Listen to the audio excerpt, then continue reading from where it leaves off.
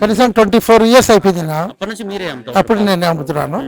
ఇప్పుడు ఇంకా పాలు తక్కువ పడితే కూడా నేను వేరే గ్రామం నుంచి కూడా తీసుకొచ్చి వీళ్ళకు సాయం చేస్తాను. లేకున్నా ఇప్పుడు ఒకసారి 5-6 మంది వచ్చి పడితే నాకు 2 లీటర్ ప్రతి ఒక్కరు 30 అంటే కూడా 5 మంది అంటే 150 లీటర్ కావాలి. నేను ముందు లోకల్గా అమ్మి ప్రజలతో డైలీ వాళ్ళ కాఫీలకు వాళ్ళకి బంద్ చేసి వీళ్ళకి ఇవ్వాలని ఏం లేదు. ముందు మన వాళ్ళకి వేసి మిగిలిన పాలు వీళ్ళకు ఇస్తాం. తక్కువ పడితే బోరేలు ఉంది మనకు, ఆడ తెప్పించుకొని వీళ్ళకు బోరేల ఈయన దగ్గర 6 కిలోమీటర్ బోరేల ఆడికి తీసుకొచ్చి వీళ్ళకు సాయం చేస్తాం. అది కూడా మేము అప్పు పోస్తాం వీళ్ళకు అలా ఆ వారం లోపల మేము తిరిగి మళ్ళీ మీకు డబ్బులు మీకు చెల్లిస్తాము. ఏమి ఆ విధంగా రిక్వెస్ట్. తర్వాత అన్ని పాలు ఇచ్చిన తర్వాత కూడా ఒకసారి పోనీకి అయినా డీజిల్ డబ్బులు లేవు, పెట్రోల్కి డబ్బులు లేవు, ఏమి అనే ఖర్చులకు డబ్బులు లేవు. ఆ విధంగా కూడా వాడు ఆగిపోతారు. మరి ఇంత కష్టం చేసి ఇంత తయారు చేసుకొని ఈరోజు పెట్రోల్కి లేవు డబ్బులు, తిండి కోసం లేవు డబ్బులు అంటే 1000 కానీ 5000 కానీ 3000 మేమే ఏర్పాటు చేస్తాము. లాస్ట్ కట్టెలు కూడా మేమే పూచిపడి కట్టెలు కూడా కార్పొరేటర్ దగ్గర మేము ఇప్పిస్తాము కవర్ చేయడానికి. ఆ విధంగా వచ్చిన తర్వాత మా డబ్బులు మనకు ఒకవేళ నష్టం ఏమైనా వచ్చినా ఒక 500 తగ్గించుకో, తగ్గించుకో, ఇలాంటివి మనకి ఇట్లా నష్టం కలిగింది, వ్యాపారం జరగలేదు, ఇట్లాంటి వస్తాయి. కానీ సరే ఈసారి ఆదాయం లేకపోయినా కానీ మనకు అసలన్నా వచ్చింది సాలని ఏం తృప్తి పడతాం, వాళ్ళు తృప్తి పడతారు. నెక్స్ట్ జీవితం ఇక్కడే అయిపోలేదు, ఇంకా ముందర ఉంది. ఈ రోజుకి మనం 500 తక్కువ ఇచ్చిన వాడిని వాళ్ళు తెగింపులు చేసుకొని వారికి రేపు ఏం సాయం చేయకుండా మనం వెళ్ళిపోయి ప్రదేశం ఉండదు. మీరు వాళ్ళకి ఫ్రీగా ఉద్దరి ఇవ్వడం వల్ల డబ్బులు మళ్ళీ అమ్మొచ్చిన తర్వాత ఇస్తారని చెప్పేసి మీరు ఇచ్చారు కదా, ఒకవేళ సడన్గా డబ్బులు అయిపోతే మీ పై అధికారులు కావచ్చు, మీ కేంద్రం సిబ్బందికి మీరు సమాధానం చెప్పుకోవాల్సి వస్తుంది కదా. సిబ్బందికి ఏం వచ్చినా కానీ వాళ్ళు మొత్తం అథారిటీ నాకు ఇచ్చేస్తున్నారు. రైతులకు బిల్లు ఏ విధంగా కూడా మేము ఆ పనికి లేదు. మనం లోకల్ డబ్బులు వచ్చినాయా రాలేదా ఎవరు ఏమనేది మనకు రైతుకు సంబంధం లే.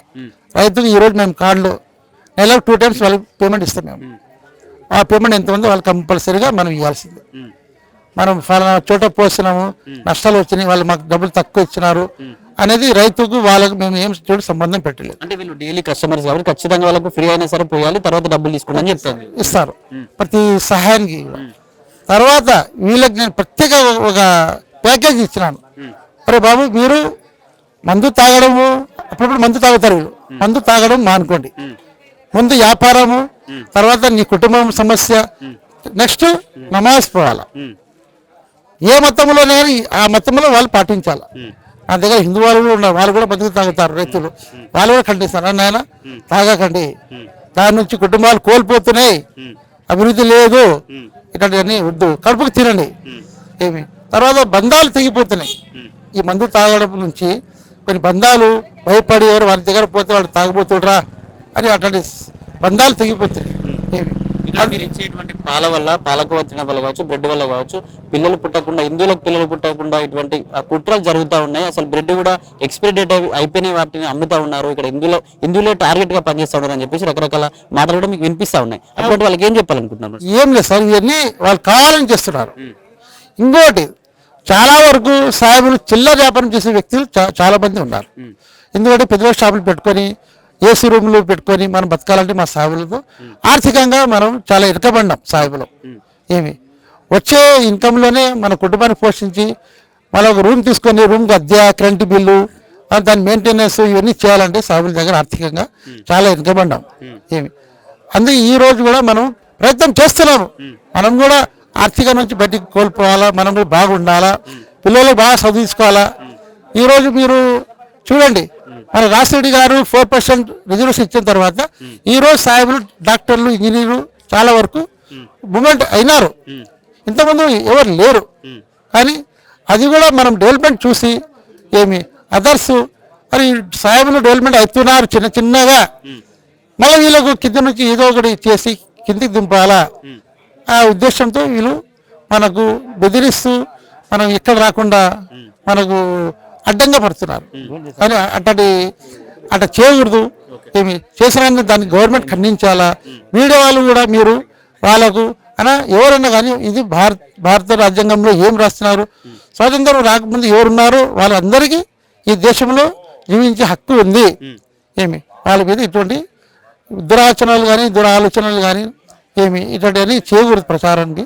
అందరు కలిసిమెలిసి ఉంటేనే ఈ దేశం బాగుపడేది. ఇంకోటి సామాన్యంగా మనము బిజినెస్ నుంచి దేశం డెవలప్ అవుతుంది. బిజినెస్ లేదనుకోండి, ఉద్యోగాలు ఎక్కడ చేస్తారు, బిజినెస్ చేసే వాళ్ళు తక్కువ ఉన్నారు. నష్టాలు వస్తాయి బిజినెస్లో ఒకసారి. ఆయన కానీ నిలబడతాడు, బిజినెస్ చేయాలా, మళ్ళీ డెవలప్మెంట్ చేయాలా అనే ఆలోచనలు ఉంటాయి మనకి. ఉద్యోగస్తులు పోతా ఇంటికి పోతారు, నెల జీతం వేసుకుంటా ఇంటికి పండుకుంటారు. కానీ బిజినెస్ చాలా రిస్క్ ఉంది. అందులో లేబర్ నిలబెట్టుకోవాలన్నా ఏదైనా పని చేయాలంటే కూడా చాలా ఇబ్బంది ఉంది. అదే చూడండి, ఈరోజు మనం ఆర్థికంగా చైనా ఎంతో బిజినెస్ చేస్తుంది చూడండి. ప్రతి ఒక్క వస్తువు ఈరోజు మేము కొంటున్నాము. మన వస్తువులు మనం కొనేది కూడా మరి ఇది ఏమో అని భయపడుతున్నాము. అంటే మన వస్తువులు కూడా అడగాడు. దానికి గవర్నమెంట్ కూడా ఈ మన వేరే దేశాల నుంచి వచ్చే వస్తువులకు బ్యాన్ చేసి మన ఇండియా వస్తువులే దానికి క్వాలిటీ పెట్టి తర్వాత ఉపాధి కల్పించండి. ఈ ఫ్రీ పథకాలు అనేది చాలా ఖండించండి. ఫ్రీ ఉపాధులు చాలా నష్టపోతున్నాం. దీని నుంచి గవర్నమెంట్ ఆలోచన చేయాలి. ఫ్రీ ఉపాధి నుంచి మనకు ఏమీ లేదు. ఇంకా మనం సోమరితనము ఇంకా వస్తుంది. 78 సంవత్సరాల స్వాతంత్రం వచ్చి మనం ఏం సాధించినాము చూడండి. ఈరోజు మనకు కావాల్సింది కరెంటు ఫస్ట్, రోడ్డు, విద్య, ఆరోగ్యం. ఇది ఇవ్వండి సార్. మనం ఫ్రీ పథకాలు అనేది రద్దు చేస్తే చాలా మేలవుతుంది. ఇది సార్ నా నుంచి. నేను సయ్యద్ ఆబీదు, వెలుగోడు నాది. పాల కింద విజయ డైరీకి పాలు మేము కంటాక్ట్ చేస్తుంటాము. రైతుల దగ్గర తీసుకొని రైతులకు ఏం నష్టం బయట వచ్చినా కానీ రైతుల మీద మేము ఎటువంటి భారం వేయము. వాళ్ళ పేమెంట్ ఎంతైనా కానీ వాళ్ళకి కరెక్ట్గా ఇస్తాం.